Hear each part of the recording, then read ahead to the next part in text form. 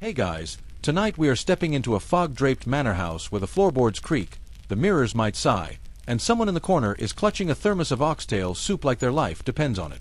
You are wearing a wool overcoat that smells faintly of mothballs and damp newspapers, and you're trying not to trip over a velvet chaise longue in the pitch-black drawing room.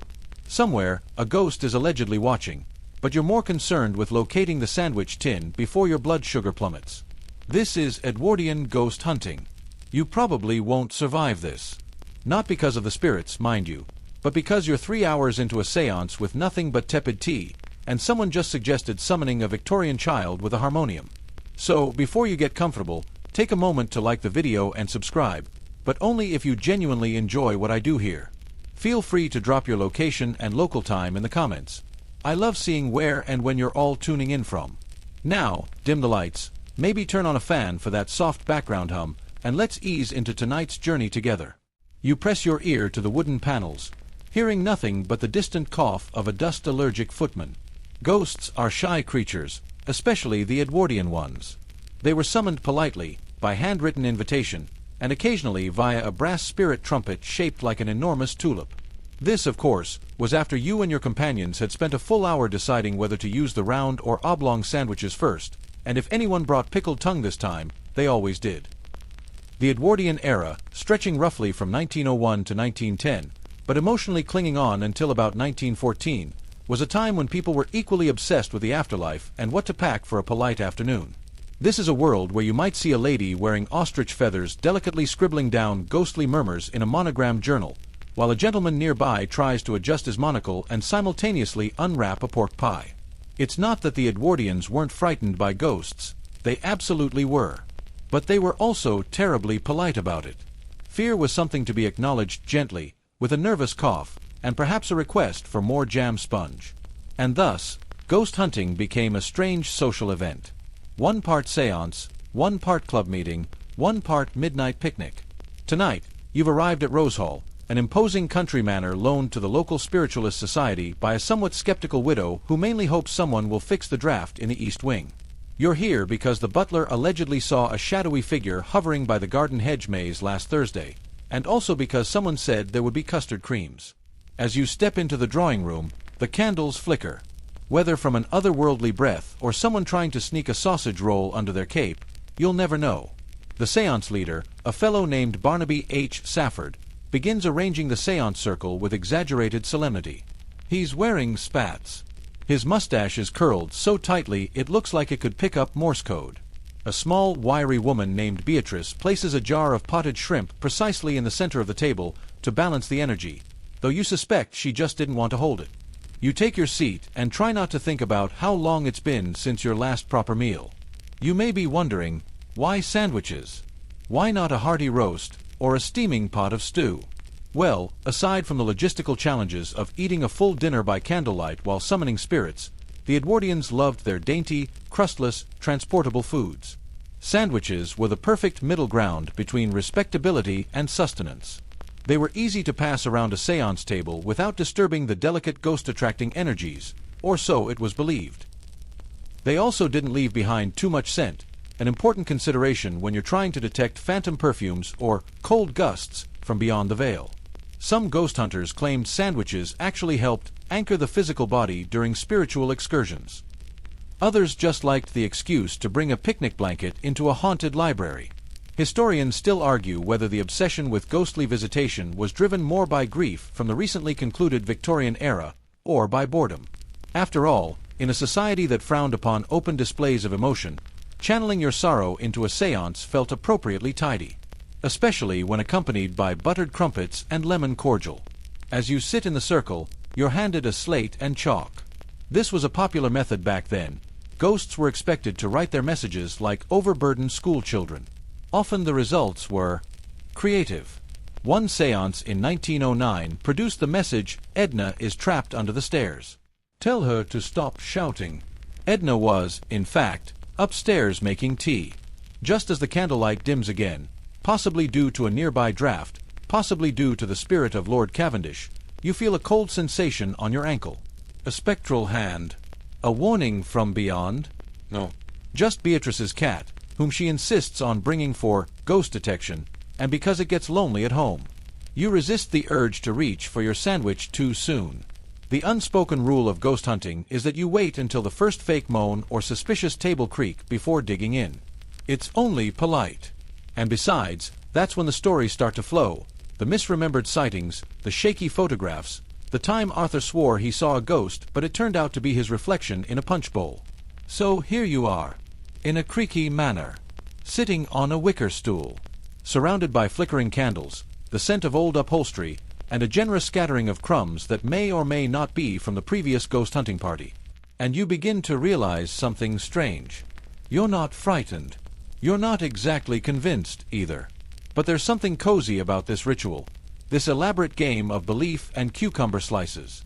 You listen to the wind whisper through the hedges. You hear the clink of a teaspoon. And you wait. For something. Or nothing. Or maybe just another sandwich. The séance continues, and by continues, you mean everyone sits in mostly theatrical silence while sneaking sideways glances to see if the mustard has made it around yet. Someone's tummy gurgles loudly, a ghost, surely, and a lady near the fireplace stifles a laugh behind a delicate lace glove. You chew on the edge of your tongue and wish you'd packed a second sandwich, preferably something with less cress and more cheddar. Edwardian ghost hunting, you're beginning to realize, is less about hunting and more about waiting with intention. It's spiritual fishing, if the bait were earnest curiosity and the tackle box were full of smoked meats and lukewarm tea. You shift in your creaky chair and glance across the table at Barnaby, who is now theatrically consulting a pocket watch and frowning as if he can see the veil between worlds slipping just a touch to the left. Spiritualism, in this era, was no longer a fringe affair. It had tiptoed right into the drawing rooms of the upper middle class. The Fox sisters had started the craze in the 1840s with their ghostly rapping sounds in upstate New York, but by the time Edwardian society rolled around, spiritualism had polished its boots and adopted a monocle. Mediums weren't just roadside mystics. They were lecturers, performers, sometimes even minor celebrities. Some were astonishingly talented. Others were about as subtle as a man hiding a ghost puppet up his sleeve. Historians still argue whether most of these mediums believed in their own powers or were simply masters of performance art. Take Eglantine Mayflower, not her real name, shockingly, who once convinced an entire audience in Bristol that their dearly departed Aunt Maud had appeared in the mist and wanted them to invest in canned asparagus. Later, it was discovered Eglantine had a nephew who worked in the tinned goods industry. Coincidence? The jury's still out. As you nibble delicately at your sandwich, your fellow ghost hunters lean in, half hoping, half dreading that something dramatic might occur. Someone rustles the curtain by accident, and 10 people gasp. Someone else drops a biscuit, and it's immediately interpreted as a sign from the little boy who died near the fountain. There is no fountain, or little boy, but you don't mention that. The thing is, the Edwardians wanted to believe. After the rigid etiquette and restrained grief of the Victorian period, ghost hunting offered a kind of emotional loophole, a socially acceptable way to weep, to wonder, and to talk to the dead without needing a therapist, or even acknowledging that grief might exist in the first place. And so they gathered, in parlors and mansions and crumbling coach houses. They draped black velvet over windows and whispered Latin chants they barely understood. They took notes on spectral whistling. And they packed sandwiches. Every time. Why sandwiches, again? Why not cakes, you ask? Or soup, or, heaven forbid, some actual hot food? Well, consider the logistics. Seances often went on for hours. Candles melted. Fingers grew cold. And in the absence of modern conveniences like delivery apps or radiant heating, a sandwich offered a tidy, easily portable solution. It could be made hours in advance, wouldn't offend the spirits with intense aroma, and, crucially, could be eaten one-handed while pretending to be possessed. Not all sandwiches were created equal, of course. The cucumber sandwich reigned supreme, an oddly refreshing morsel that communicated both sophistication and mild self-punishment. Cold roast beef was another favorite, as was ham with mustard, provided the mustard didn't overpower the energy in the room. Yes, this was a concern voiced in at least one séance diary. Your own sandwich tonight is egg and cress. A bit soggy, if you're being honest. But the crusts have been meticulously trimmed, and someone has wrapped it in wax paper stamped with little violets. That kind of effort deserves appreciation, even from beyond the veil. Across the table, Beatrice begins to hum a lullaby, which she insists attracts infant spirits. Someone raises an eyebrow. You chew more quickly. Infant ghosts are never good news. They're the ones who tip over teacups and make the chandelier swing during dessert. The séance table begins to quiver slightly. This may be because of spiritual energy, or because Rupert, the portly dentist on your right, just sneezed into the table leg. Regardless, Barnaby's eyes widen with theatrical panic, and he raises his hands as if about to summon thunder. Or sandwiches. At this point, you'd be thrilled with either. The wind outside picks up, moaning through the window panes with impeccable timing. A few candles flicker dramatically. The fire sputters. The room holds its collective breath. You swear someone whispers your name. Or maybe Jane. Hard to tell. It was muffled by someone biting into a pork pie. And then, nothing. Silence. Not even the cat. Everyone waits. 5 seconds. 10. A full minute. Beatrice drops her chalk. Rupert shifts in his seat. The moment has passed. A ghost hunting session, you realize, is a lot like a school play. There are costumes, scripts, snacks, and an eager audience all holding their breath for the moment when something, anything, happens. And even when nothing does, there's still the thrill of having tried. Of having peered into the shadows and asked for something more. You check your watch. It's only midnight. Still hours to go. Someone brings out a flask of something that smells suspiciously like brandy. It's passed around with a wink and a whispered warning not to tell the spirits. Apparently, they're teetotal. The fire dies down a little more, and someone tucks a shawl around their knees. The séance resumes its quiet hum, murmured prayers, tentative knocks on wood, the occasional scraping of a chair leg interpreted as definitely not Beatrice adjusting her bustle.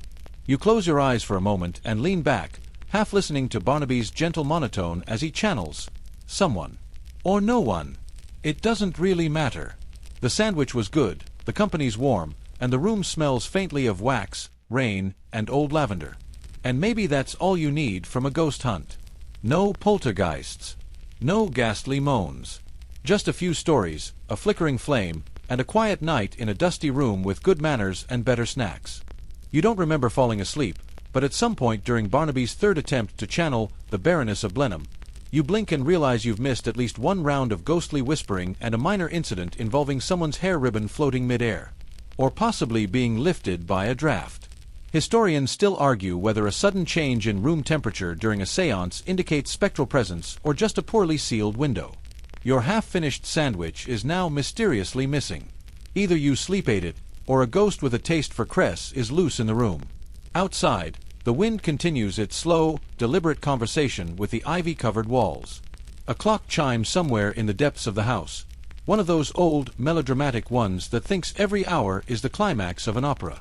You jolt slightly, then glance around. No one seems concerned. Barnaby is now whispering in German, despite not speaking German. Beatrice has taken out knitting. Yes. She knits during séances. Says it keeps her grounded. Also says the clicking needles attract grandmother spirits. No one questions this. You think it's because the last time someone did, Beatrice put a pin in their scone. Here's the curious thing about Edwardian ghost hunters. They were wildly prepared for boredom. Unlike today's ghost hunters who chase shadows with night vision cameras and tactical vests, seriously, what do they expect the ghost to do? Throw a grenade? Their Edwardian counterparts embraced the slow, quiet slog of summoning the dead with the patience of someone waiting for marmalade to set. And they came equipped. Not just sandwiches. No. They brought notebooks, hand-stitched, leather-bound, some with little pressed violets inside. They brought folding stools, heavy woolen blankets, an assortment of tuning forks, incense cones shaped like owls, and sometimes, just sometimes, a harmonium. Yes, a harmonium. Imagine trying to channel your long-lost uncle only to be interrupted by someone wheezing out Ave Maria on an instrument that sounds like a tea kettle crying softly into a velvet cushion. But this was part of the charm. Ghost hunting wasn't about shock and awe. It was about meticulous ritual, dramatic lighting, and just the right amount of passive-aggressive tea pouring. It was equal parts science experiment, theater performance, and group therapy, with the occasional accidental séance flatulence, don't pretend it never happened, adding to the ambience. Now, not every Edwardian séance was hosted in someone's aunt's drawing room. Oh no. Some preferred more active locations. Crumbling estates. Abandoned prisons. Cottages where a governess once screamed and dropped a teaspoon. Every place, it seemed, had at least one mildly disturbing incident from 1837 that could be stretched into a full haunting if you added a violin and 2 candles. But even in these so-called haunted hotspots, the sandwiches came. There's a famous tale of a ghost hunting expedition in Kent where a party of 7, dressed in impeccable tweeds, descended on an old lighthouse known for its suspicious foghorn. They stayed for 48 hours, recorded 17 knocks, and consumed 34 sandwiches, 6 slices of fruitcake, and a single half bottle of dubious sherry. The foghorn, by the way, turned out to be an owl. And that's the other thing. Ghost hunters in this era were often at odds with the tools they had. Their devices, spirit trumpets, planchettes, and ectoplasm cabinets, don't ask, we'll get to it, were about as reliable as a Victorian bicycle on cobblestones. Which is to say, charming, but you were going to crash eventually. Still, they persisted. Because even when the ghosts didn't show up, the people did. And that was half the point. You came together in the candlelight, each person holding a fragile hope that tonight, finally, they might hear something. A whisper. A knock. A name spoken by someone who'd been gone far too long. Of course, it helped if you had props. Let's talk about the chalkboard. Not your modern, mass-produced kind, no. These were elegantly carved slate boards, some with gold leaf accents, lovingly stored in velvet pouches. The idea was simple. A spirit would write a message. Occasionally, the board would be slipped under the table. Moments later, voila, a scribbled phrase appeared.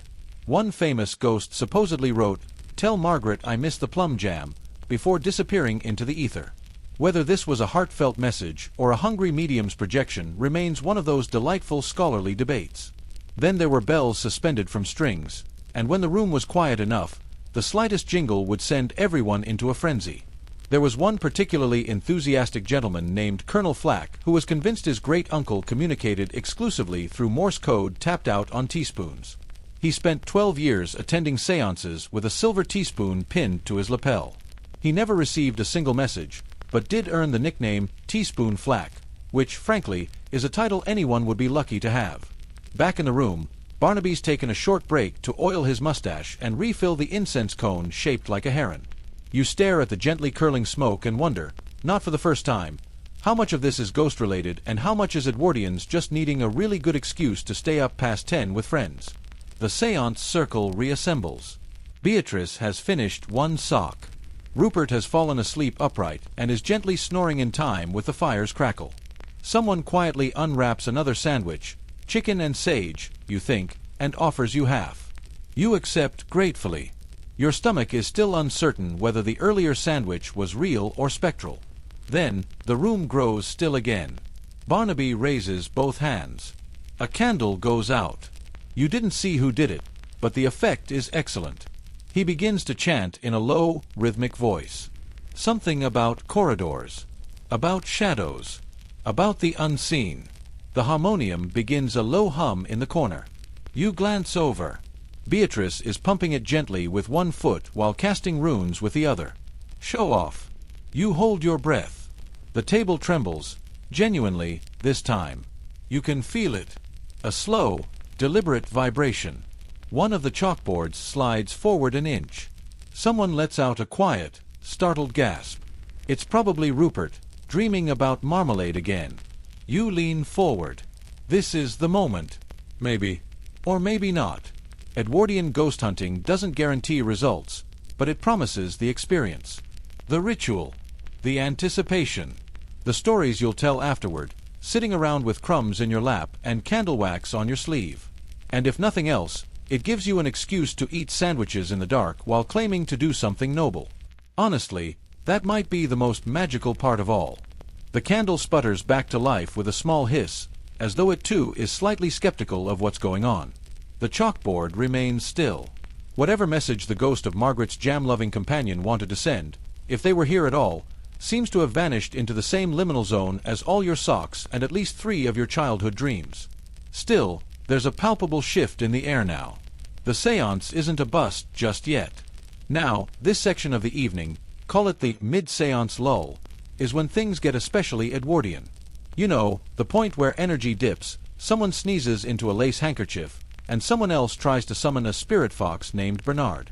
This is where snacks become psychological defense mechanisms. One moment you're reaching for gingerbread, the next you're re-evaluating your entire belief system because Rupert just claimed he saw a floating monocle. See, ghost hunting in Edwardian times wasn't simply about contact with the dead, it was about the pageantry. Every object in the room had a place, a meaning, a vibe. Even the doilies. Especially the doilies. Those weren't just for appearances. They were talismans of social order, silent reminders that even in the world beyond, decorum must prevail. Take the spirit trumpet, for example. Yes, it's exactly what it sounds like, a long, hollow cone, often made of polished tin or wood, through which spirits were believed to speak. Mediums would place it upright in the center of the seance table, sometimes with a phosphorescent band painted around the edge, so everyone could watch it levitate dramatically, or wobble just slightly when someone coughed too close. Now, whether these trumpets actually channeled ghostly messages or just amplified the occasional stomach gurgle is still up for debate. Historians still argue whether mediums subtly manipulated the trumpet themselves, or whether some truly believed they were conducting the whispered secrets of the dead. A fringe belief, though one clung to with impressive conviction, was that ghosts had varying sound frequencies, and the trumpet tuned in to them like a particularly haunted radio. One gentleman in 1909 claimed to hear his late dog bark twice for yes through the trumpet, after which he immediately built an elaborate seance kennel in his pantry. Sadly, the only thing that ever came through was a raccoon. The toolkit of the Edwardian ghost hunter, frankly, looked like something between a camping set and a traveling magician's trunk. You might have candles of various wax origins. Beeswax was premium, paraffin, peasant tier. Bells on strings, obviously. A pouch of silver coins, because everyone knew spirits respected currency. A brass compass, allegedly for tracking spectral breezes. Yes, that's a thing. And, believe it or not, a small jar of goose grease. Don't ask. Actually, okay, do ask. The goose grease was believed, in some cases, to attract warm-blooded spirits. Supposedly, it reminded them of home. Or possibly dinner. Either way, if you ever attend an Edwardian seance and smell faint poultry, don't panic. That's just tradition. As you lean back in your seat, chewing absent-mindedly on a shortbread that may or may not have been left from a seance in 1907, you glance at the woman across from you, Edith. She's gazing thoughtfully into the middle distance, which in this room could mean anything from being in deep trance to wondering whether she turned off her curling iron. Edith, like many in the ghost hunting scene, keeps a pocket diary. It's bound in green velvet and filled with looping script and pressed lavender. She once claimed to have been kissed by a spirit on the back of her hand, during a seance held in a conservatory, no less. Was it a breeze? A draft? One of Rupert's accidental movements while adjusting his seat cushion? Historians still argue whether Edith's spirit suitor was real or just the ghost of social expectations whispering through a skylight. The Edwardian era, after all, was steeped in polite repression. You couldn't say you were lonely, but you could say your deceased husband visited every Thursday evening to murmur comforting things while smelling of pipe tobacco and regret. Seances, in this way, were emotional loopholes. They let you talk about death without really talking about grief. They let you hold hands in the dark, platonically, of course, while blaming the squeeze on the spectral fingers of the dearly departed. In truth, much of the seance ritual served dual purposes. Yes, it was spiritual, but also social. It was one of the few events where unmarried women could gather freely with unmarried men, everyone cloaked in just enough darkness to feign mystery but not enough to cause scandal. And if a ghost happened to speak in the process, well, how terribly convenient. Of course, there were rules. You didn't laugh during a seance. Unless it was nervous laughter. Or Rupert's laughter, which honestly didn't count because he giggled every time someone said, ectoplasm. You didn't talk over the medium. You didn't get up without excusing yourself quietly. And you definitely didn't sneeze into the spirit trumpet. Not unless you wanted to get banned from Beatrice's events for life. The room dims again. Barnaby is humming now, a low, gravelly sound, as if warming up his vocal cords for ghost karaoke. Someone jingles a set of bells at ankle height. It's unclear whether this is part of the séance or if Beatrice dropped something. Either way, no one reacts. You've all committed to the illusion. A light knock sounds near the window. All heads turn. You squint. It could be the wind. Could be a branch. Could be Margaret. She was very insistent about her jam, after all. But no one rushes to explain it away. That's the real difference between modern skepticism and Edwardian ghost hunting. It wasn't about disproving things. It was about sitting with the unknown long enough to see if it whispered back. And if it didn't, well, there were sandwiches. You feel a chill creep across your shoulders, either a ghost's touch or a draft, again. But you don't move. You're deep in it now, wrapped in the smell of old wool, beeswax, and distant mystery. You are, as the Edwardians would say, spiritually engaged. Or possibly just full of shortbread. Either way, the séance continues. The harmonium lets out a soft wheeze. Barnaby raises his hand. The trumpet begins to sway ever so slightly. And in the flicker of a half-spent candle, you wonder, truly wonder, what will happen next. The trumpet tilts again, this time a little more dramatically, as if a ghostly hand is just now learning how to grip things after a century of being incorporeal. Edith gasps, but daintily, like someone who's read all the correct etiquette manuals on gasping in candlelit parlors. Barnaby, still humming, tilts his head as though listening to a frequency the rest of you can't quite reach. It might just be tinnitus. Or it might be Margaret again, trying to request her favorite tea biscuit from the afterlife. You, however, are increasingly aware of your own digestive system making commentary. Those sandwiches weren't just a snack. They were a ritual safeguard, a blessed layer of carbohydrates that shielded the stomach from the horrors of too much astral projection on an empty belly. Edwardian ghost hunters knew something we've long forgotten. Hunger is the enemy of the supernatural experience. And they didn't just pack any sandwiches. No, these were precisely cut, crustless little parcels of cucumber and salt, or smoked salmon with a whisper of horseradish, sometimes wrapped in damp cloth to preserve freshness. A séance could last hours. If you were trying to catch an interdimensional voice on wax cylinder, you needed sustenance. And if that sustenance came with a sprig of watercress, all the better. Historians still argue whether the sandwich break custom originated from long séances gone sideways, or whether it was a clever way for hosts to show off their culinary refinement between ghostly encounters. Either way, there's a certain sleepy poetry to the image of ghost hunters paused mid-invocation to chew thoughtfully, napkins balanced on their knees, as a trumpet floated silently in the background. But food wasn't just food. In many Edwardian parlors, specific snacks were believed to hold spiritual significance. Currant buns, for instance, were thought to attract child spirits. Not creepy at all, right? And peppermint lozenges were said to calm agitated entities, though more often they just soothed the nerves of Aunt Gwendolen, who once fainted after mistaking her own reflection for a Victorian orphan. Now, if you ever wondered what kind of person hosted these late-night ethereal potlucks, meet your typical Edwardian medium. Often female, frequently unmarried, occasionally mysteriously continental, and always carrying just the right air of delicate drama. She'd glide into the room in soft black silk, fingers dusted with flour from some questionable baked goods, and eyes that scanned you like she already knew your secrets, and maybe your grandmother's too. The most celebrated mediums knew how to work a room.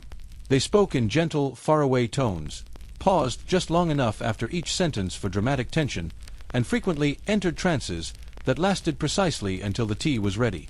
A séance wasn't a performance, they'd insist, but the lighting, the murmuring, and the occasional table rapping suggested otherwise. And the clients, oh, the clients! From mourning widows in crepe veils to bored aristocrats craving a post-theater thrill, the séance scene attracted a delightful parade of characters. Some were in it for closure. Some were just trying to outspook their friends. And a few brought measuring tools, hoping to record the spirit energy in scientifically credible units, joules, volts, ghost newtons, whatever made the Society for Psychical Research nod approvingly. Ah yes, the Society for Psychical Research. Founded in 1882 but going strong into the Edwardian age, this delightfully serious organization devoted itself to the study of paranormal phenomena. Their members included professors, doctors, clergymen, and the occasional gentleman who wore far too much cologne. They wanted evidence, cold, hard, wafting through walls evidence. They'd attend séances armed with notepads, lanterns, stopwatches, and expressions of academic concern. They wrote reports on spirit photography, levitating tables, and the sudden temperature drops that always seem to occur when the host forgot to close the window. Historians still argue whether their investigations advanced the field or merely added a layer of bureaucracy to something that was, frankly, more fun in the shadows. Of course, not all ghost hunters welcomed scrutiny. Some mediums frowned at the presence of investigators, especially when they kept interrupting trances to ask things like, "Could you move the trumpet again, but slower this time, for data?" There were rumors, whispered in seance circles, of seances sabotaged by skeptics, hands snatched away in the dark, spirit lights unmasked as phosphorescent shoelaces, one infamous incident involving a concealed ferret. And yet, despite all this, people believed, or wanted to believe, or at the very least, enjoyed the ambience. There was something undeniably cozy about gathering in a lamplit room, listening for voices on the wind, nibbling on ham and mustard sandwiches while Barnaby muttered Latin and Edith stared into the abyss. You shift in your seat now, feeling the weight of your coat pocket, a flask, perhaps, or maybe that sachet of lavender that was supposed to calm you but mostly makes you sneeze. Your senses are heightened. Everything seems significant. A floorboard creaks. The trumpet stops.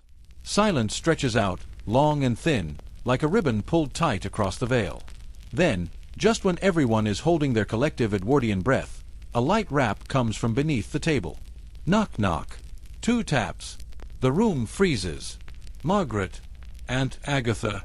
The ghost of Beatrice's lost spoon collection? You don't know. No one does. And honestly, no one's asking just yet. Because in Edwardian ghost hunting, as in life, timing is everything. The medium exhales slowly, the candlelight catching the gleam of her hairpin, a tiny raven perched in profile. She lowers her hands to the tabletop. Everyone leans in. But not too close. Because you know what's next. It's time for questions. For whispered names and hopeful trembles.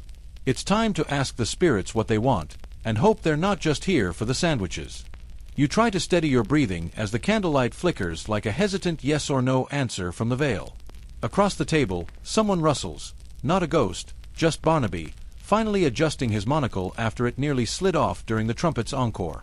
Edith fans herself with one gloved hand, and beside her, a small notebook awaits fresh documentation of the night's spectral goings-on. You glance down. Your own fingers hover above the tablecloth. It's heavy linen, smelling faintly of lavender and starch, clearly pressed earlier that day in hopes that the spirits appreciate clean linen. Because nothing ruins a haunting like bad housekeeping. The medium opens her eyes. Yes, she had them closed for effect, or perhaps for safety, and begins the questioning. Not out loud, not yet. First, she consults the planchette. A smooth, heart-shaped board lies on the table now, its alphabet arranged in a gentle arc, numbers clustered at the bottom, the word goodbye looming near the edge like a silent exit sign. You and 2 others gently place your fingers on the device, because obviously you're all part of this now. Welcome to Edwardian ghost hunting, where you participate or you leave with a lifetime of FOMO. The planchette doesn't move immediately. It lingers like a cat, considering whether to leap or just knock something over. Then, just the faintest nudge. It glides toward the letter H. Historians still argue whether early Ouija boards were used primarily for actual spiritual communication or as parlor games to break up long evenings of bone china and boredom. What's clear is that people took them seriously. Messages were painstakingly recorded, debated, even published in small spiritualist journals with deeply optimistic names like Light Beyond the Fog or Ghosts Are People Too. The planchette now glides to E. A few people exhale, like they'd been waiting for the spirit to type out "run" in all caps. But no, it's starting slow. Maybe it's trying to say, hello. Or maybe, help. There's a fine line, honestly. You watch as more letters come, L, then another L. Edith whispers, "They're spelling hello, how polite." And you wonder, are the dead really just as awkward at small talk as the living? Mainstream fact here, by the early 20th century, the Ouija board was a certified household object. Not just for ghost hunters, but for everyone from nervous mothers to bored teenagers to respectable dinner hosts looking to spice up dessert. You could buy one at the local department store, right between the lace gloves and the tins of anchovies. Parker Brothers wouldn't market it aggressively until later, but the Edwardians were already quietly obsessed. Quirky tidbit. Some ghost hunters insisted on applying warmed beeswax to the underside of the planchette before each session, claiming it helped spirits slide in easier. Others swore by a specific ritual: 3 clockwise rotations of the board, a chime of a silver bell, and an opening question whispered with your back to the door. You know, just in case the spirit was shy. The board finishes its message, "Hello, Edith." Now the room really freezes. Because, sure, hello could be a generic greeting, but Edith? That's specific. That's targeted. That's unsettlingly accurate. The medium arches an eyebrow in a way that suggests she already knew this would happen. Edith, meanwhile, clutches her fan like it might ward off ghosts, or at least the very idea of becoming the protagonist in a supernatural drama. Edith, it turns out, once owned a dog named Jasper. Jasper, tragically, died after eating a decorative wax apple. He was buried beneath the garden lilac bush, and according to Edith, no one, not even Barnaby, knew about him. So when the planchette begins spelling Jasper next, you find yourself leaning just a bit farther away from the table. The dog lives, apparently, in spirit form. Or maybe Edith's subconscious is really good at spelling tonight. This is what made Edwardian seances so alluring. The possibility of connection. Whether it was real or theatrical or somewhere in between, the rituals provided a stage for emotion, memory, and occasionally, barking from beyond. It wasn't always about ghosts. Sometimes it was about grief, about longing, about asking the universe, or the linen-covered table, whether we're still tethered to the ones we've lost. Of course, not all communications were sweet. There are accounts of seances interrupted by angry messages, rude spirits, even alleged possessions. One famous ghost was reportedly obsessed with French mustard and spelled out "déjà" at every sitting. Historians still argue whether this was an actual spirit or simply a hungry medium with repressed sandwich cravings. You glance at the sandwiches again. One remains untouched. A neat little triangle of ham and mild English cheddar. You suddenly wish you'd taken it earlier. The medium gestures for silence. A second message is beginning. The planchette twitches. BEWARE. Everyone sits a little straighter. Even Barnaby stops humming. Beware is never what you want to hear mid-sandwich. Of the clock, the board continues. And now everyone looks at the mantelpiece. Because, of course, the room contains a grandfather clock. Large. Wooden. Possibly haunted. It ticks. Loudly. The clock strikes 3. And then, the candle flickers again. Did the air just shift? Is that the window? Or is that... No, never mind. Just your own imagination. Probably. You shuffle slightly in your chair, the upholstery creaking like an old violin. You wonder briefly if the ghosts hear that and think you're mocking them. The board is still. The message, it seems, is complete. Beware of the clock. Interpret that how you will. Barnaby pulls out a small sketchbook and draws an angry-looking clock face. Edith mutters something about temporal portals. The medium nods solemnly, but her eyes twinkle just a little. You suspect she enjoys this more than she lets on. Outside, the wind brushes the glass like a hand testing the temperature of the seance. Inside, someone dares to speak. Should we ask another question? And thus, the night continues. Sandwiches dwindling. Candles guttering. Spirits spelling out secrets, one alphabetic hop at a time. And you're still hungry. You shuffle your feet beneath the table, trying not to disturb the silence that has settled like a thick Edwardian fog, one that smells faintly of wax, damp wool, and the crusts of forgotten sandwiches. The Ouija board sits quiet now, its planchette resting over the letter O, as if unsure whether to start another message or simply judge everyone silently. The clock has resumed its ticking, smug as ever, and the shadows along the wood-paneled walls stretch longer, darker, almost like they're inching closer. You glance at the medium, who is now dabbing her temples with a lace handkerchief as though summoning spirits is a cardiovascular event. Barnaby, as usual, has wandered to the fireplace and is poking at the embers like they might spell something if coaxed.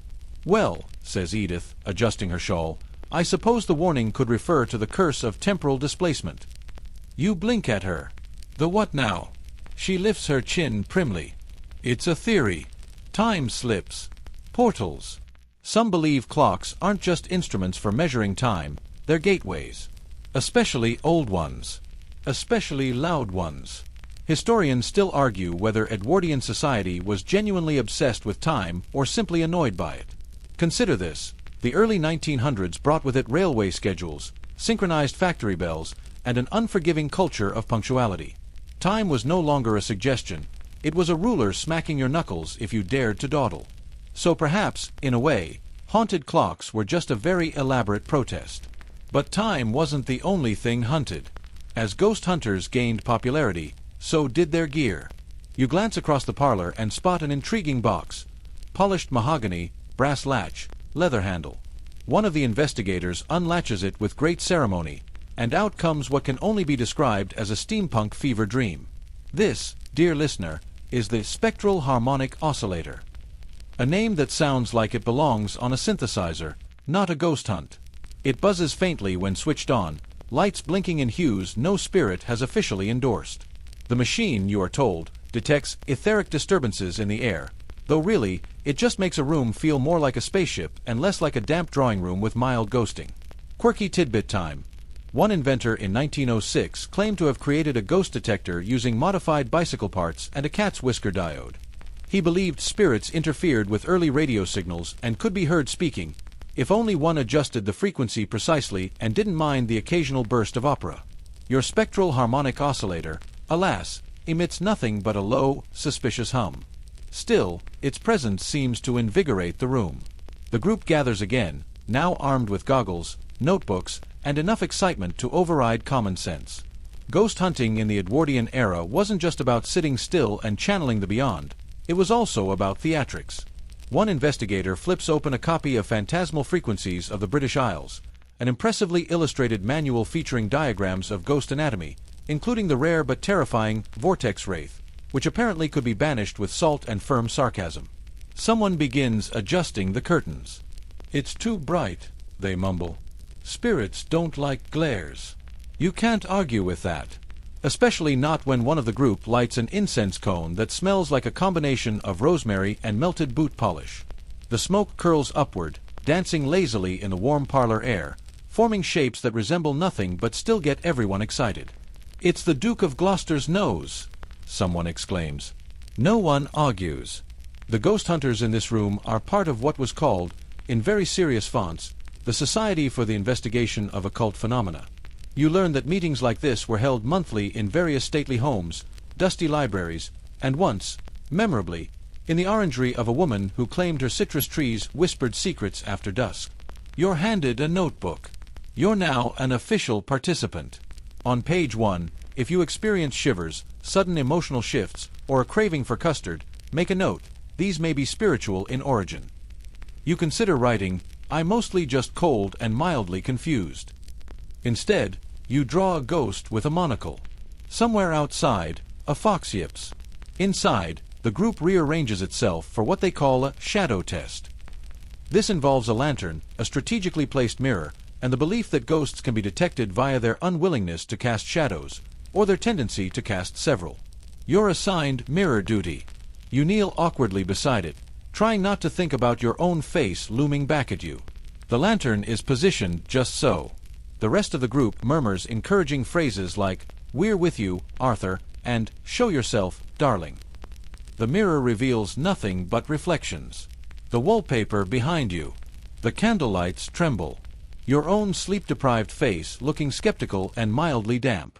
Historians still debate whether these mirror experiments were genuine attempts at contact or just an excuse for very polite adults to act like children at a haunted birthday party. Either way, the rituals carried weight. Participants believed. That mattered. You turn your head slightly. Wait, was that a second reflection? No. Just your shoulder. And maybe a trick of the light. Still, you make a note. The shadow test winds down. One of the group reports a cold draft. Another says they saw a blue glimmer in the corner of the room, probably just the oscillator blinking in distress. It's around this point that Edith insists on a break. Sandwiches are distributed. Tea is poured with ceremony and a silver teapot shaped like a goose. You marvel, briefly, at how ghost hunting in the Edwardian age could swing so easily between mysticism and finger sandwiches. You sip your tea and realize something else. It's quiet. The clock has stopped ticking. Someone notices.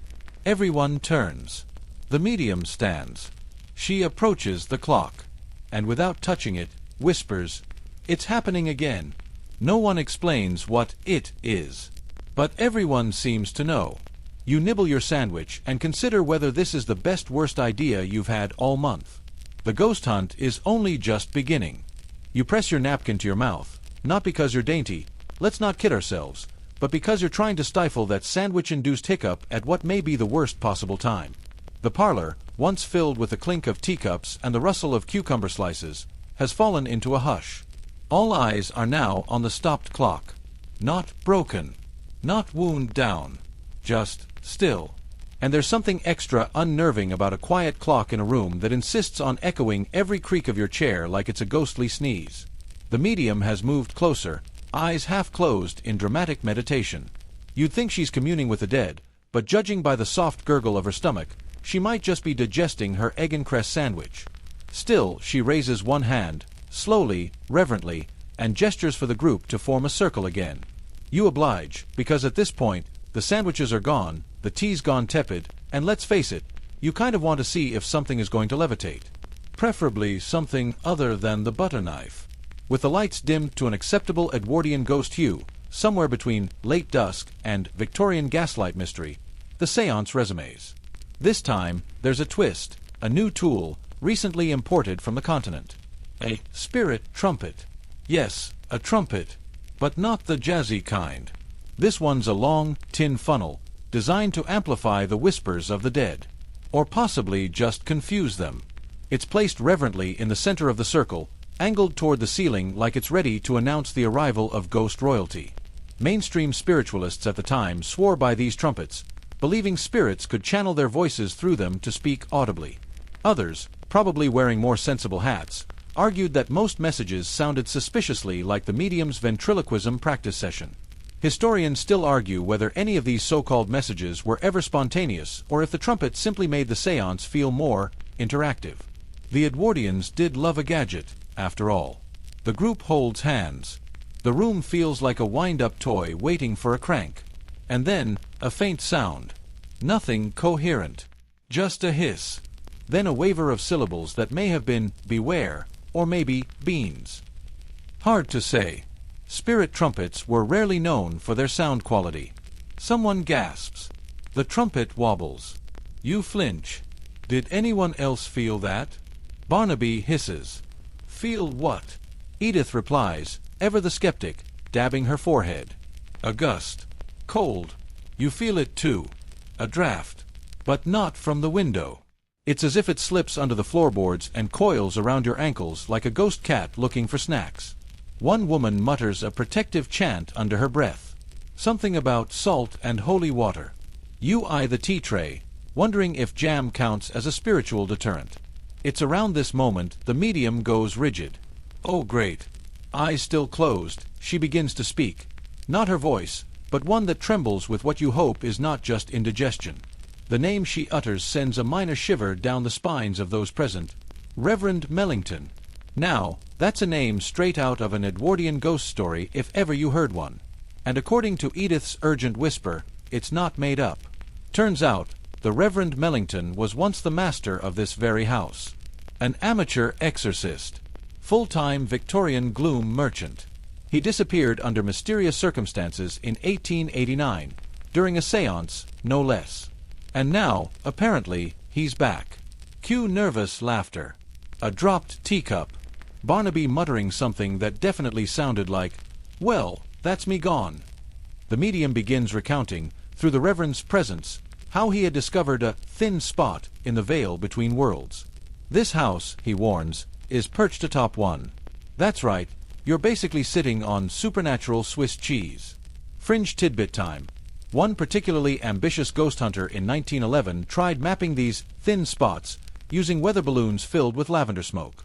He was convinced spirits altered wind patterns and could be charted like migratory birds. His project failed. Spectacularly. But the maps are, admittedly, beautiful. The Reverend's voice fades. Silence. The trumpet clinks as it tips over gently. Everyone exhales. And then, a sound. Not from the trumpet this time. From above. A floorboard creaks. Loudly. Deliberately. Everyone looks up. Now, look. You're a modern person.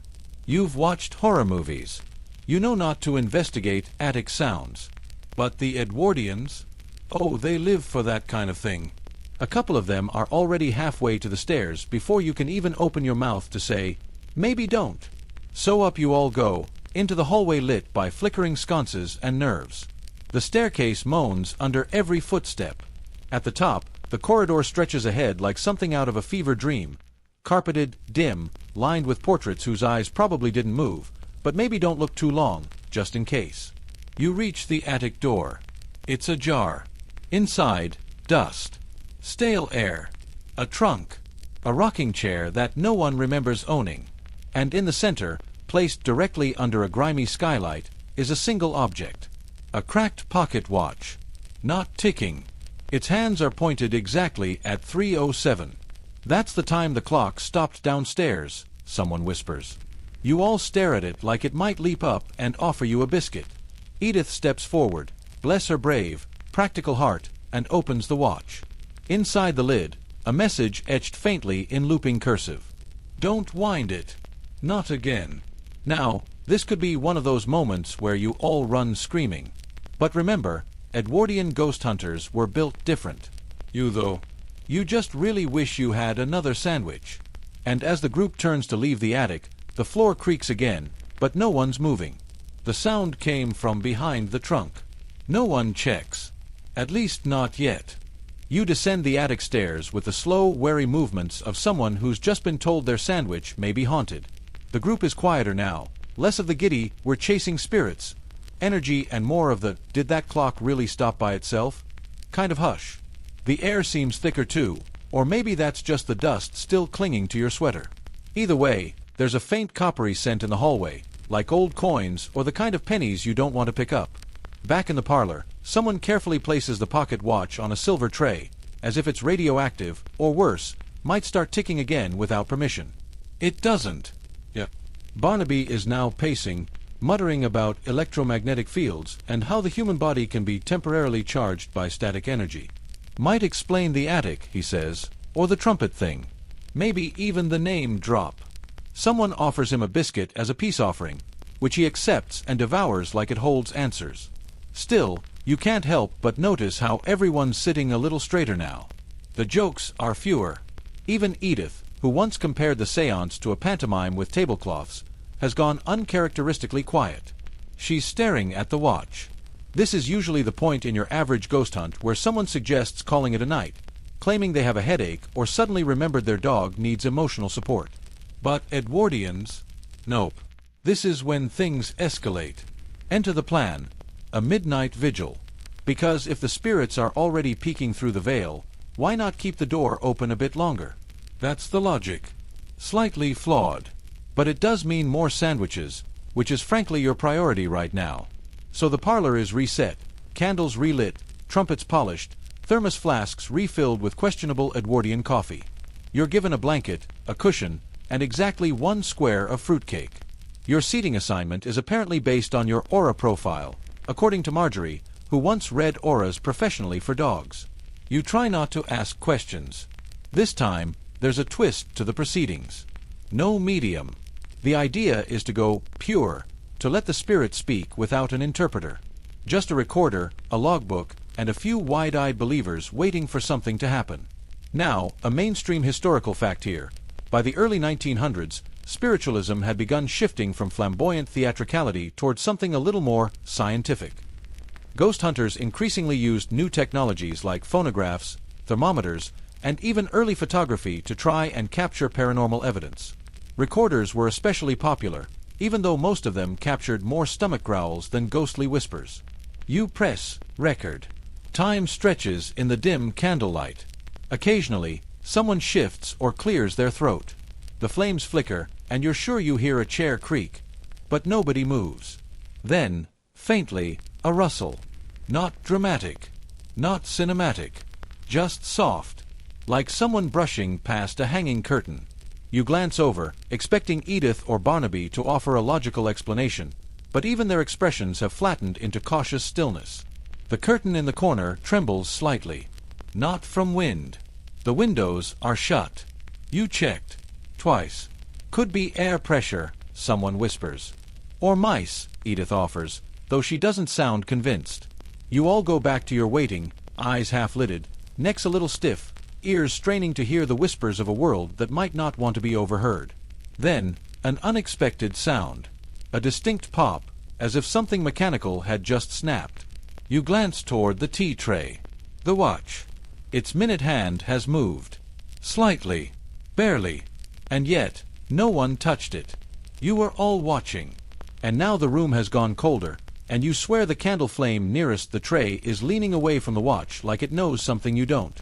Barnaby inches closer, takes a deep breath, and whispers, "Is it rewinding itself?" Historians still argue whether some of these timepieces were rigged by trick gears or magnets, often planted by skeptics to disprove the legitimacy of seances.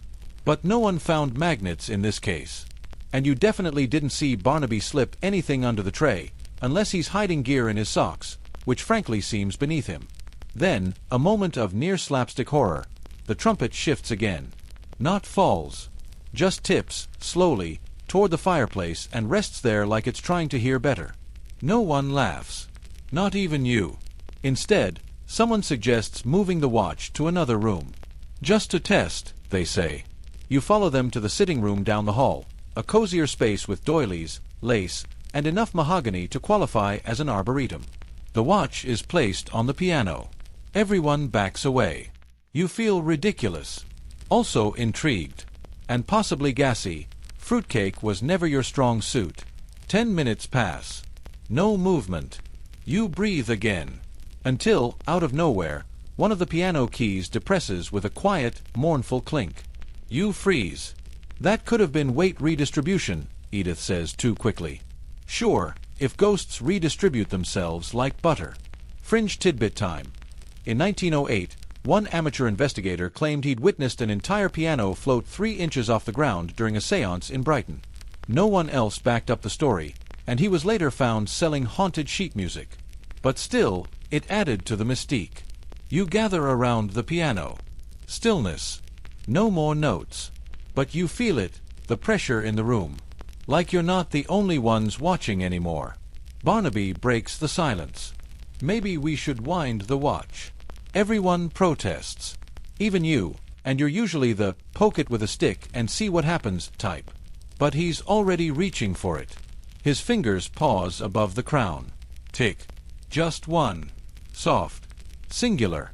Enough to make every hair on your arm stand up like a socially awkward hedgehog. The watch doesn't move again. You all exhale in varying levels of judgment and relief. Maybe it was just the house settling. Maybe the trumpet had been unstable from the start. Maybe your sandwich was laced with drama. Or maybe the Reverend Mellington is just getting warmed up. You don't remember falling asleep, but you definitely wake up with your cheek pressed into the scratchy tweed of someone's old great-uncle's armchair. The embers in the fireplace have dulled to a quiet glow, and there's an echoing silence through the house that makes you feel like you've missed something important, like the spirits threw a party and forgot to wake you. Edith is already up, inspecting the piano again like it personally offended her. The watch is still there, unmoved, silent now.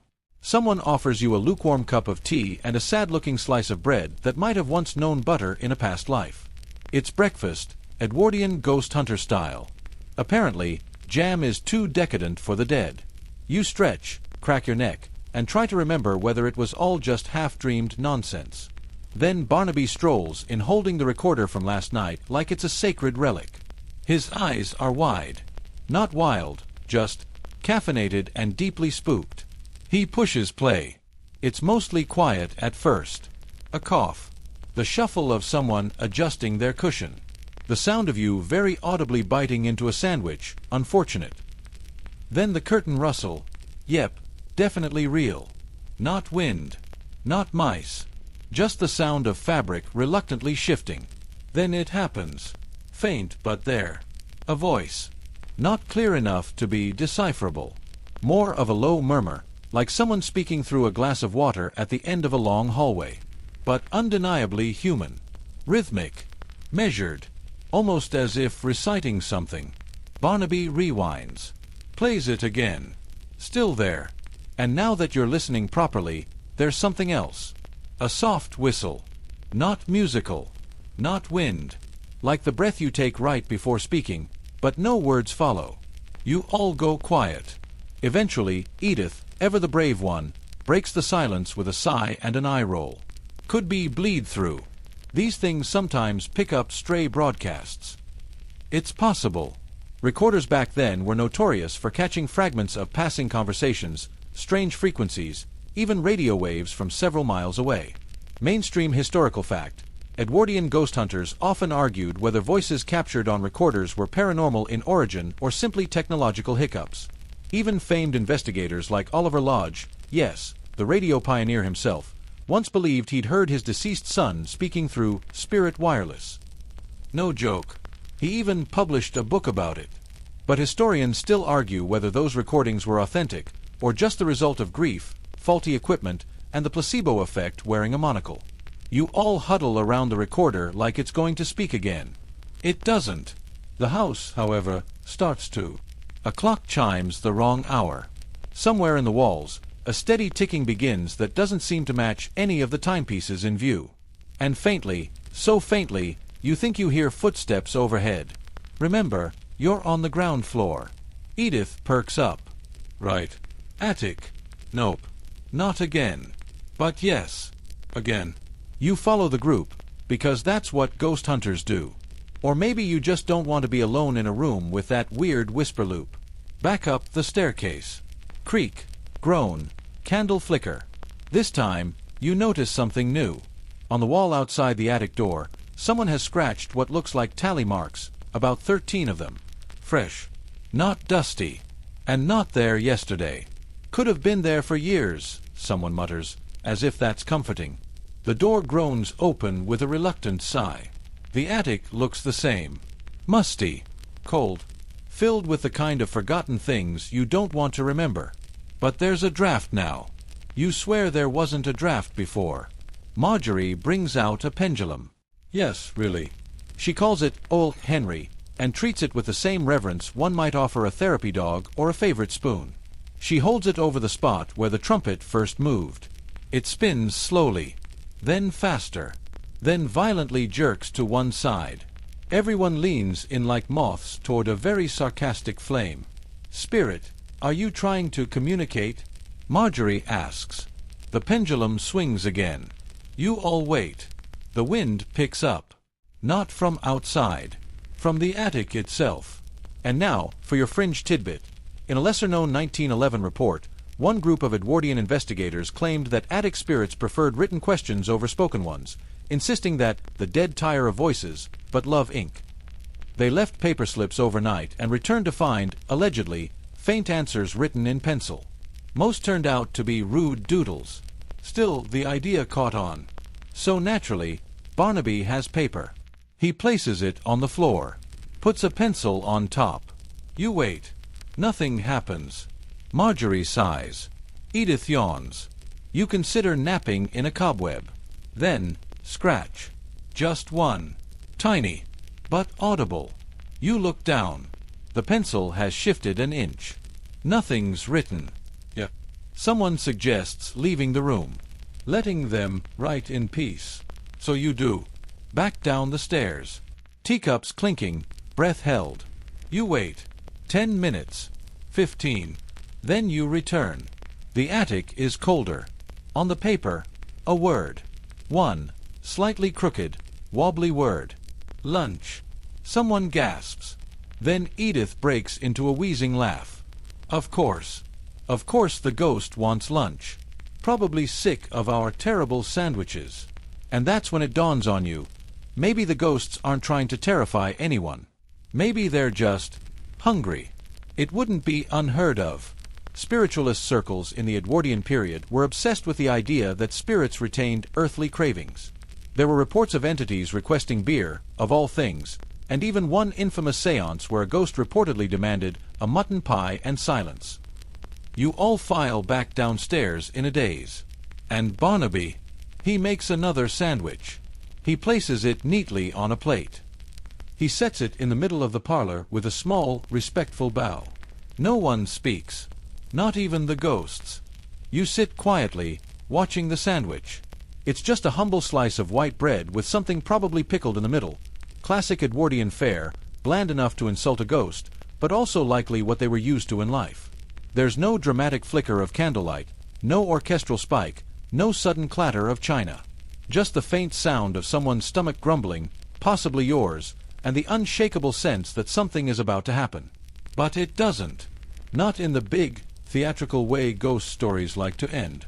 Instead, the room feels heavier, stiller, like the air is listening. The sandwich remains untouched, as sandwiches tend to do when left alone in haunted parlors. But something's changed. The energy, that vague word ghost hunters love tossing around like it's on sale, feels less tense now. Softer. If a house could sigh in relief, you imagine this is what it would sound like. Edith claps her hands together and stands up with a dramatic flourish of someone ending a Shakespeare play. Right. That's the end of our supernatural buffet. Let's log this one. And just like that, it's post-investigation time. This is where the Edwardians really thrived, not just in ghost chasing, but in documenting, cataloging, obsessively archiving everything like ghostly librarians with expensive mustaches. Back in the drawing room, Barnaby opens his leather-bound journal with reverence. You know the one. Thick paper. Smells like dusty optimism. He starts writing. Timestamps, room temperatures, food items offered, emotional vibes, a surprisingly popular metric in these circles. Mainstream historical fact. In the early 1900s, formal ghost hunting logs were seen as scientific documentation. These weren't scribbles in margins. They were serious, sometimes published in journals by members of the Society for Psychical Research. Some of these accounts read like action novels, others like sleep-deprived diaries full of sandwiches and sighs. Marjorie is sketching what she calls the energy flows. To the untrained eye, it looks like someone doodled spaghetti over a floor plan. She insists it's legitimate. Theories vary.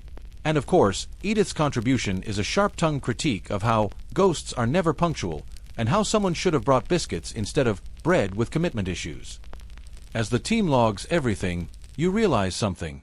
This whole experience, the creaking staircases, the chalky tea, the creased linens and creeping chill, it's less about proving ghosts exist and more about participating in a ritual. A very British, very polite ritual of patience, curiosity, and an unspoken hope that the veil might lift just enough to say hello. Now for your fringe tidbit.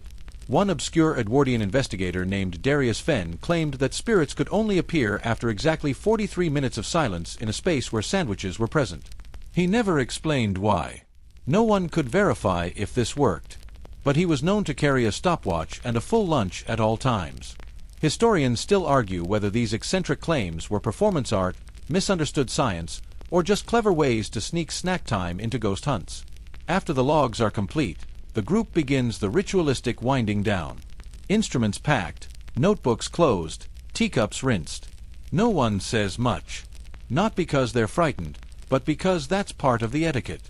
You don't talk too loudly after a night like this. You whisper, you hum, you exist delicately, as if not to disturb what you've just passed through.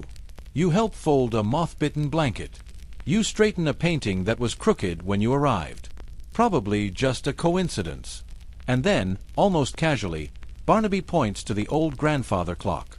It's ticking again. Last night, it was silent. Stuck. Something about the mechanism, he said. Needed oil. No. Tick, tick, tick. Right on time. You lean closer. Listen. Count. It's in sync. Perfect rhythm. As though it never stopped. And beside it, the paper you left in the attic has been mysteriously placed at the clock's base. No one admits to moving it. But there it is. The same word, lunch, still scribbled in shaky graphite. Now underlined. Twice. You exchange glances with Edith. Well, she says, ghosts have preferences. Apparently, they like being fed and punctuality. The phrase, ghost etiquette, comes to mind, and you wonder if you've just unwittingly passed Ghost Diplomacy 101. Outside, the gray morning light is beginning to rise through lace curtains. Not golden, not dramatic. Just pale, gentle light, filtering in as if even the sun respects the ghost's bedtime. Marjorie takes a photo of the sandwich. "For records," she mutters, "though you suspect it'll end up in a scrapbook titled Hauntings and Hors d'oeuvres." The group starts heading out. Coats buttoned, scarves adjusted, boots creaking against the frosted porch. You stand for a moment longer. Just you, the house, and the faint scent of whatever was in that sandwich. Pickled onion, possibly shoe polish. There's one last thing you do. You turn to the room, quietly, and say thank you. Not because you saw a ghost, but because maybe, just maybe, something saw you, and acknowledged your presence with a twitch of fabric, a flicker of air, and a ghostly snack request. As you close the door behind you, you swear the grandfather clock chimes once more. This time, for you. You've barely stepped off the porch when someone behind you sneezes. You turn around, startled, but there's no one there. Just the groaning house settling into post-haunting stillness and a wind that smells faintly of chimney soot and distant toast. Probably just your imagination, or maybe an Edwardian ghost with allergies. Either way, it's time to move on. The team reconvenes near the horse-drawn carriage, or in your modern mental picture, a rattling motor car that smells of gasoline and indecision. Edith pulls out a map with an alarming number of circles, arrows, and cryptic notes like, "Try again with stronger pickles." And ghost dog? Probable. Today's debrief isn't happening at a cafe or a dusty tea room, it's out in the field, literally. You're walking through damp grass, heading toward a long-abandoned railway station the group's been eyeing for weeks. Barnaby, always the over-preparer, insists on stopping by a public green to rest and refresh. He lays out an oilskin cloth and begins unpacking what is possibly the least spooky picnic known to man. Cucumber sandwiches, hard-boiled eggs, ginger beer, and a single slice of something he insists is seed cake. It looks like it could power a steam engine. Now here's your mainstream historical fact. Edwardian ghost hunters often conducted field investigations near sites of trauma, abandoned stations, battlefields, collapsed mines. They believed that locations with sudden death or emotional upheaval created spiritual echoes, which could be detected, heard, or even photographed. They also believed, with surprising frequency, that hunger reduced sensitivity to paranormal phenomena. In other words, no ghosts on an empty stomach. Hence the ever-present snacks. But here's the quirky bit. There was a brief trend in 1908 where ghost hunters attempted to pair foods with a type of haunting they expected. Dark fruitcake for mourning spirits. Pickled onions for angry ghosts. Lemon tart for mischievous ones. A few investigators even swore by carrying gooseberry jam as a spirit deterrent, although historians still argue whether that was ever based on anything but a collective misunderstanding of dessert. You, for now, stick with a boiled egg and try not to look like someone who just had a spiritual experience confirmed by a grandfather clock. Edith passes around lukewarm ginger beer and sighs deeply. This next site's going to be trickier. Lots of foot traffic. And no polite ghosts. You follow her through a crumbling iron gate and down an overgrown footpath toward the disused station. Nature's trying its best to erase it. Ivy crawling over signage, moss chewing at the timbers, and a sense that if you blink too long, the platform will vanish entirely. You pause. There, carved into the old bench, is a name, H. Fletch, 1907. Barnaby crouches down, brushes it with a gloved hand, and smiles like a man meeting an old friend. Hugh Fletch, he says, died waiting for the 5:17 that never came. Story goes he still checks his watch every afternoon. You try not to glance at your own wrist. You step onto the platform slowly. You don't need to be told to be quiet now. Something in the air insists on it. There's that weight again, not oppressive but dense, like the feeling right before a concert starts, or just before thunder hits. The team fans out. Edith's holding her notebook open like a prayer book. Marjorie clutches a new sandwich wrapped in waxed paper, ham this time, the choice of the day, and sets it gently beside the carved bench. You breathe in deeply. There's a faint smell of coal smoke and wet stone. And perfume. Not strong. Not modern. Something floral, with an edge of mothballs. Now here's where the narrative wanders into debated territory. Historians still argue whether sensory anomalies, smells, temperature shifts, odd sounds, were genuinely documented phenomena or simply manifestations of group psychology. You know the drill. One person smells lavender, another agrees out of politeness, and suddenly there's a full ghost bouquet. Still, it's not unpleasant. The ghost hunters aren't doing much talking now. They're in receive mode, letting the atmosphere speak first. You stand still, feeling the wind thread through your coat sleeves, listening to the rhythmic clack of something that might be the old signal box, or just a raven tap dancing on rusted metal. Marjorie points. Look. The sandwich is gone. Not moved. Not bitten. Just gone. You all blink in synchronized confusion. Edith sighs. Oh, not this again. Apparently, this has happened before. And every time, no one can explain it. Sometimes the sandwich returns, squashed and soggy. Other times it vanishes entirely, like ghostly composting. The rational explanation, of course, is an animal, or a very quiet tramp, or gravity. But none of you saw or heard anything, and the bench is dry, the wrapper still neatly folded in place. It's the ghost version of a polite thank you note. You scribble something in your own notebook, not quite sure what to call it. Spiritual dining, paranormal picnicking, lunch-based apparitions. Barnaby sets down a silver pocket watch next to the wrapper. It's ticking. Let's see if Fletch wants to check the time again. You wait. 5 minutes. 10. The watch doesn't move. But the hands are in a different position than before. You don't tell anyone. Just close your notebook and nod. As you make your way back down the path, someone hums a tune, faint and familiar. An old railway jingle, a lullaby. You hum along, almost without thinking. The wind picks up. A crow caws once, like it's announcing a curtain close. The station vanishes behind ivy and memory, swallowed once more by the kind of silence that doesn't need explanation. Back at the picnic spot, someone notices the seed cake is missing a bite. No one admits to it. But you're pretty sure it wasn't you. The mood in the carriage is subdued, a kind of comfortable silence that only follows either spiritual contact or the communal realization that someone definitely ate the last piece of cake and is refusing to admit it. The wheels bump along a winding country road, trees forming blurred tunnels of green and shadow, and you let your head fall gently against the window. Marjorie is sketching in her journal, some kind of loopy schematic that may or may not include a map to where the sandwich disappeared. Edith flips through old investigation notes, murmuring softly to herself. Barnaby snores with open dignity, his top hat sliding sideways with every turn.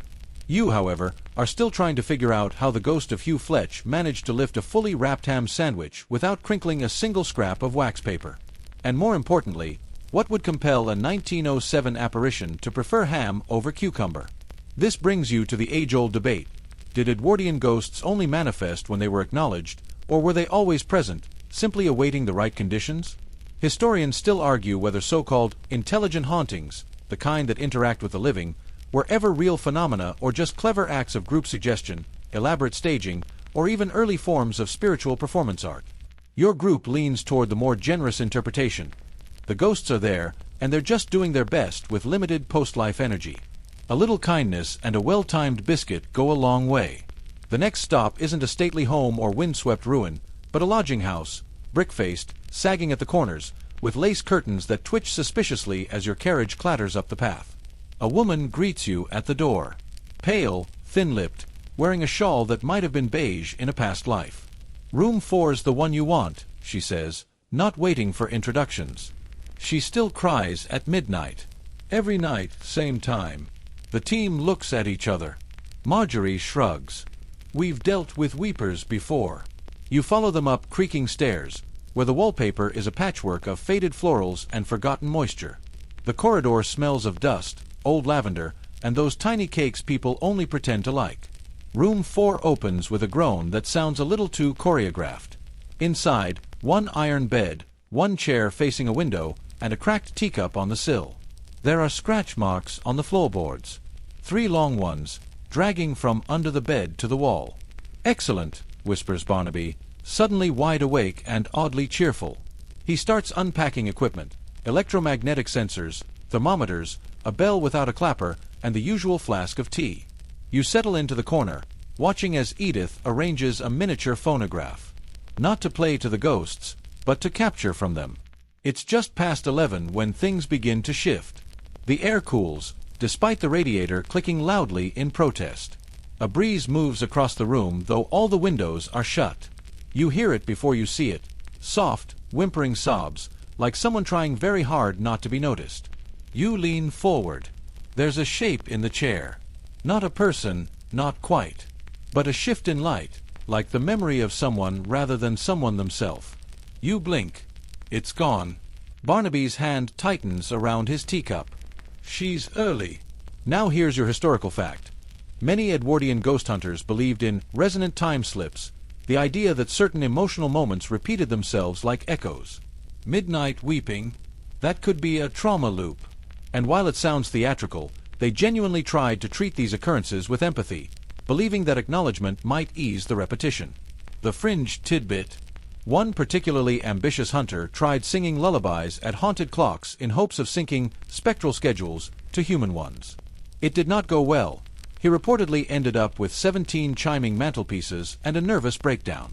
Edith stands and whispers to the chair, her voice gentle. What do you want us to know? Nothing happens. Then, the teacup shifts. Just a little. Not a jump. Not a crash. Just a polite clink against the windowsill, like someone considering a reply. This is the delicate part. If you lean too far in, if you crowd the moment, it vanishes. So you breathe softly, quietly, and sure enough, the weeping returns. Louder this time. Grief shaped like sound. Marjorie mouths the words, "Ask a name." Edith does. The weeping pauses. Then resumes, softer. The phonograph needle jerks, catches static, then, maybe, a word. Ellen. You all freeze. Ellen who? A last name. A story. But the room falls silent again. The bell without a clapper vibrates once, then is still. That's it. That's the visit. Some ghost hunts take hours.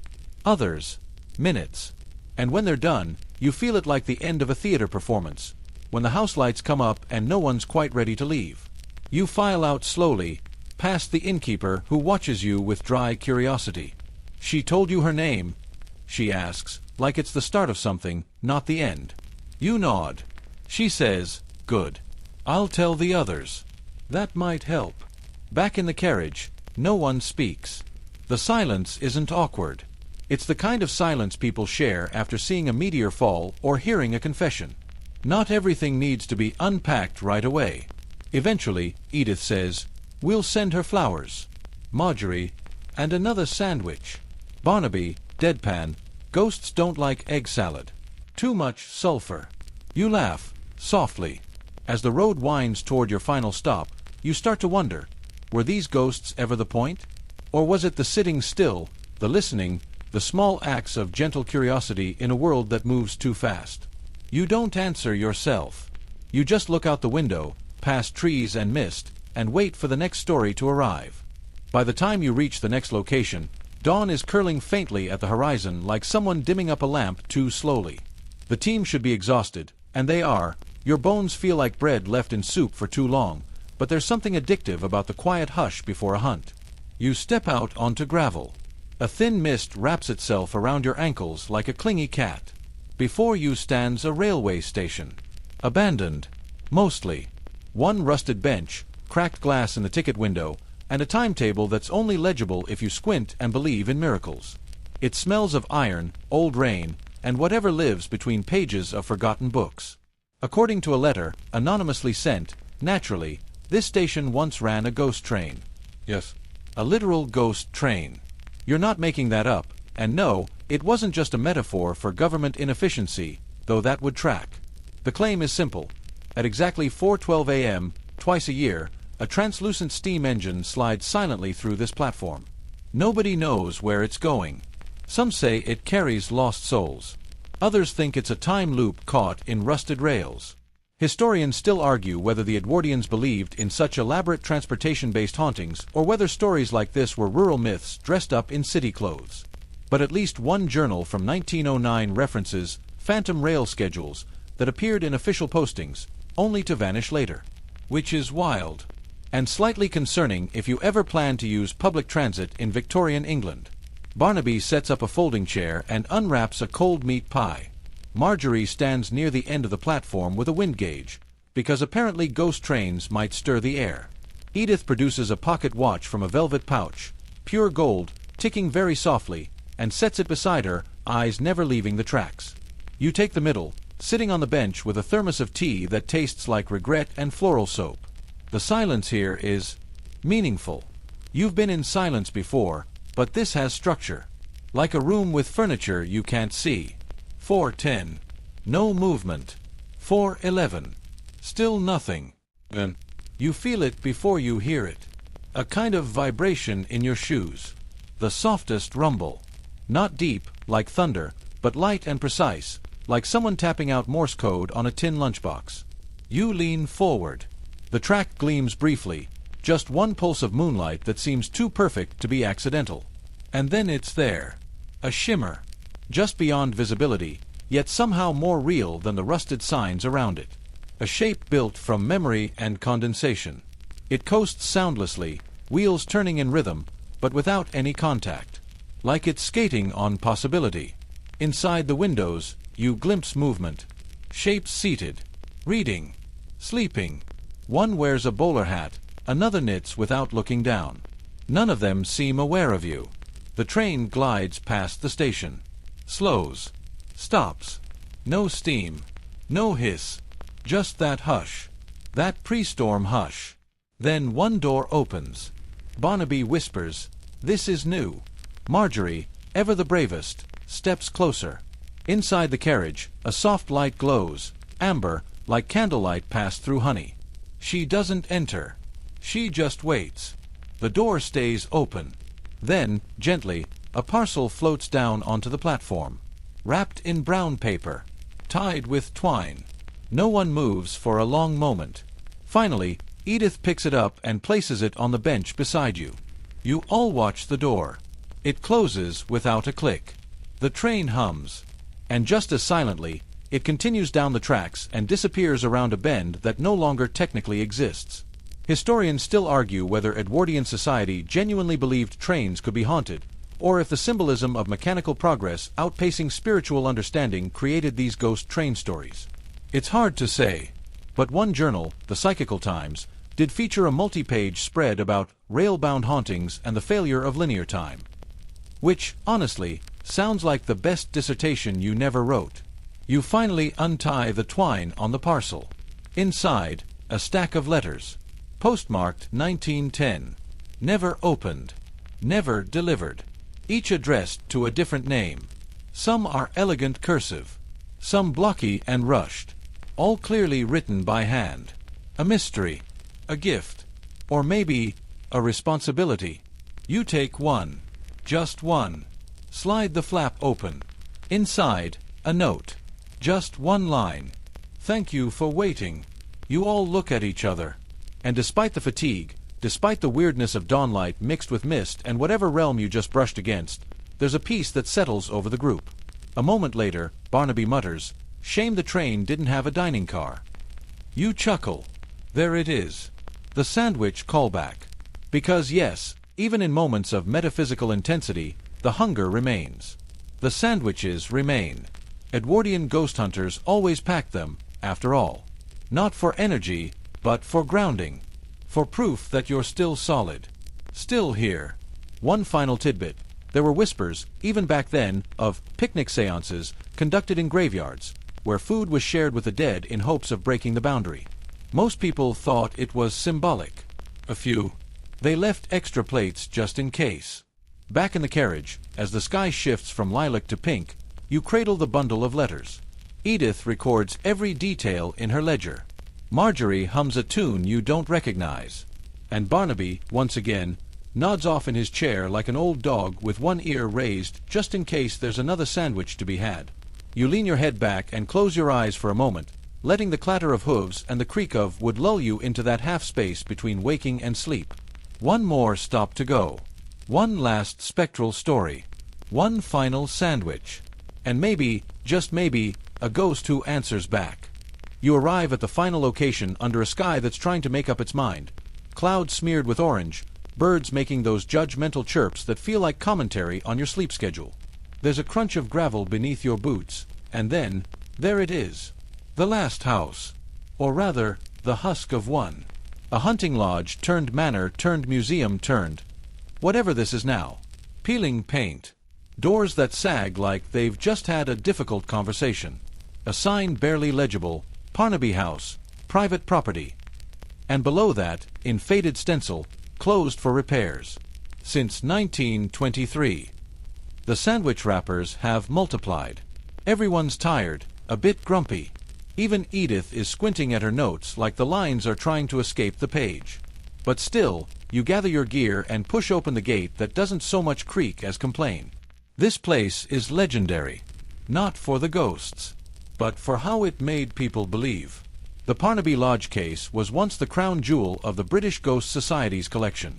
It's where the phrase, intelligent haunting, took hold, where spirits didn't just make noises and move books, but allegedly responded, spoke, passed notes, even made small talk. Supposedly, one ghost was fond of discussing turnip crop rotations. Enthralling stuff. Historians still argue whether the Parnaby entity was a hoax engineered by the lodge caretaker or an elaborate mass hallucination fed by poor insulation and a dramatic house cat named Reginald. But for a while, it had believers, and lots of them. You and the team step carefully through the remains. Dust motes float like shy fireflies in the morning light. The air smells of mold, lavender sachets, and memories nobody asked for. There's a sitting room still intact, mostly. A chaise longue that looks like a therapist's worst enemy, portraits that have faded into anonymous ovals. And on the mantel, a single teacup, bone china, rimmed in gold. Cracked, but placed with care. You all pause. There's no reason that cup should still be there. You're not alone. The recorder picks up nothing at first, just ambient creaks and shuffling boots. But then, a whisper. So faint it's practically a breath in a library. Have you brought them? Edith looks up sharply. Brought what? The voice, recorded, not heard, answers, the letters. You all freeze. The letters. From the train. Slowly, carefully, you remove the packet from your coat pocket and place it on the mantel beside the cup. The air shifts. Not colder, just stranger. Like space itself reconfigures politely to allow something, or someone, closer. A page flutters open. One letter lifts, very slightly. Then a voice. Clear. Firm. Grateful. You kept them safe. Thank you. The lights, or what's left of them, buzz. And for a second, it feels like the whole house sighs. A long, heavy exhale. The haunting isn't scary. It's relieved. You're not dealing with malevolent spirits or howling specters tonight. You're dealing with unfinished stories. The leftover threads of lives that just needed someone to see them. To bring the sandwiches. To hold the flashlight steady. To bear witness. Barnaby is silent, which is strange enough to make you glance over. He's holding a small book in his hands. Leather-bound. Embossed. Faint initials. EMP. Marjorie peers at the title. It's a journal. Dated 1902. Belonging, perhaps, to Eliza Parnaby, the girl who vanished from this very room, leaving behind that teacup and a mystery that became legend. Inside the front cover, a pressed violet. Perfectly preserved. And written in looping ink. If anyone reads this, I hope you like jam sandwiches. They're better with raspberry. Of course. Of course the final ghost also brings sandwiches into it. You all laugh, a tired, gentle kind of laugh that settles into your bones like warm tea. The hunt's over. Or maybe not over, just rested. Put on pause. As you step out of Parnaby House, the light is golden. The birds have moved on.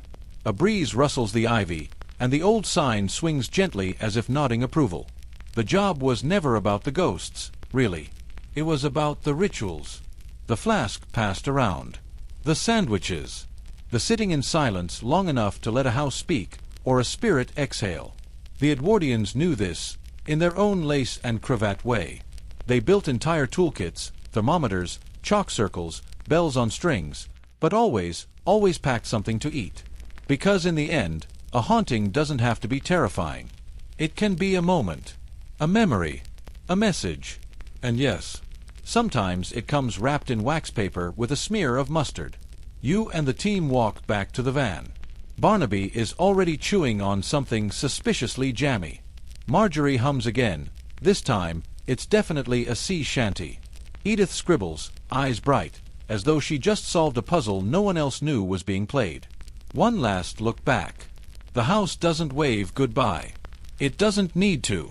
You carry its story now. As the engine starts and gravel crunches behind you, the countryside stretches out ahead like the softest quilt, stitched with trees, hedgerows, and possibilities. And somewhere, between one sigh and the next, your eyes begin to close. Now, with the final sandwich unwrapped and the last ghost tucked in for the night, you feel everything begin to slow. Your thoughts drift like fog rolling over an empty moor, gentle and quiet, each one softening at the edges. The sharp corners of time blur. That creaky floorboard, just the house settling. That whisper on the wind, just the world reminding you to rest. Let your muscles unwind like the pages of an old journal, easing into stillness. Let your breath move slower now, as if even the air understands there's no rush, only hush. No more mystery to chase tonight, no clocks ticking urgently, just the low thrum of peace humming along the edges of sleep. You've wandered through manor halls and overgrown stations, through misty fields and candlelit seances. You've eavesdropped on the Edwardian obsession with the afterlife, peeked behind the velvet curtain of belief, and nodded along as ghosts passed messages, often with impeccable manners. But now, all of that can wait. The teacups, the typewriters, the sandwich crumbs on velvet gloves, they're all fading gently, like the end of a dream that leaves only warmth behind. So lie back. Let your head sink deeper into the pillow. And if a ghost drops by tonight, offer them a seat, maybe half your sandwich. But for now, just breathe. The house is quiet. The train has passed. The lights are dim. And you, ghost hunter, may finally sleep.